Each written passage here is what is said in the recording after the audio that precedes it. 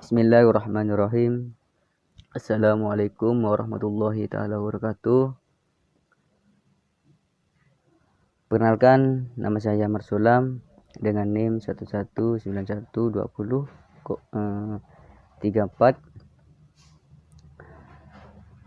semester 5 kelas A, prodi Hukum Keluarga Islam, Fakultas Syariah HIN Pontianak. Saya akan membahas mengenai permohonan dan gugatan. Pengertian yang mana gugatan merupakan suatu surat tuntutan hak, yang mana dalam permasalahan perdata yang di dalamnya mengandung suatu sengketa dan merupakan landasan dasar pemeriksaan perkara yang diajukan kepada Ketua Pengadilan Negeri, di mana salah satu pihak sebagai penggugat untuk menggugat pihak lainnya sebagai tergugat. Sedangkan permohonan menurut Yahya Harahap dalam bukunya Hukum Acara Perdata tentang gugatan persidangan, penyitaan, pembuktian, dan putusan pengadilan memberi pengertian tentang permohonan sebagai suatu surat permohonan. Permasalahan perdata yang ditandatangani oleh permohon atau kuasanya kepada Ketua Pengadilan Negeri yang di dalamnya berisi tuntutan hak oleh suatu pihak yang berkepentingan terhadap suatu hal yang tidak mengandung unsur sengketa, sehingga badan peradilan yang mengadili dapat dianggap suatu proses peradilan yang bukan sebenarnya. Dasar hukum di sini gugatan dapat dilihat dari bentuknya. Bentuk gugatan terdapat dua macam, yaitu gugatan lisan dan gugatan tertulis. Yang mana mengenai gugatan diatur dalam pasal 118 ayat 1, yang mana kata Belanda itu disingkat jadi HIR. Junto pasal 142 disingkat lagi RBG untuk gugatan tertulis, dan pasal 120 HIR yang tadi di atas untuk gugatan lisan, akan tetapi yang paling diutamakan tetaplah gugatan tertulis. Permohonan dapat disebut juga sebagai gugatan voluntar, di mana maksudnya adalah gugatan permohonan dilakukan secara sepihak tanpa ada pihak lain. Yang ditarik sebagai gugatan landasan hukum permohonan merujuk pada ketentuan pasal 2 ayat 1 Undang-Undang Nomor 14 Tahun 1970 tentang ketentuan pokok kekuasaan kehakiman. Undang-Undang Nomor 14 Tahun 1970, meskipun undang-undang itu tersebut telah diganti oleh Undang-Undang Nomor 4 Tahun 2004 tentang kekuasaan kehakiman, apa yang digariskan pasal 2 dan penjelasan pasal 2 ayat 1 Undang-Undang 14 Tahun 1970 itu masih dianggap relevan sebagai landasan gugatan voluntar yang merupakan pengesahan di samping kewenangan badan peradilan penyelesaian masalah atau perkara yang bersangkutan dengan yuridikasi.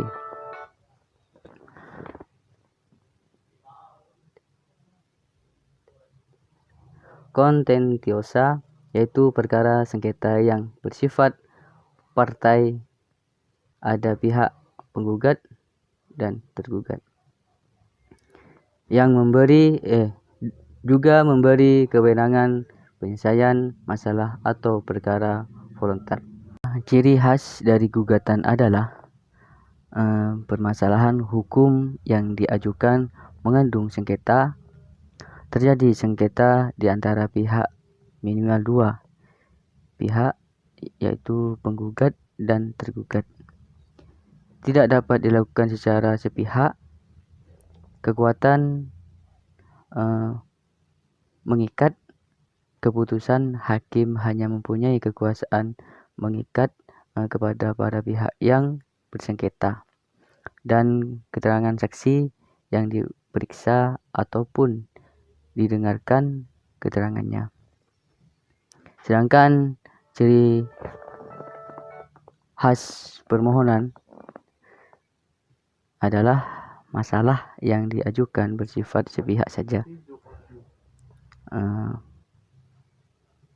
Permasalahan yang dimohon penyesuaian kepada pengadilan negeri pada prinsipnya tanpa sengketa dan tanpa pihak lain. Tidak ada orang lain ataupun pihak ketiga yang ditarik sebagai lawan, tetapi bersifat mutlak satu pihak. Keputusan hakim mengikat terdapat semua orang.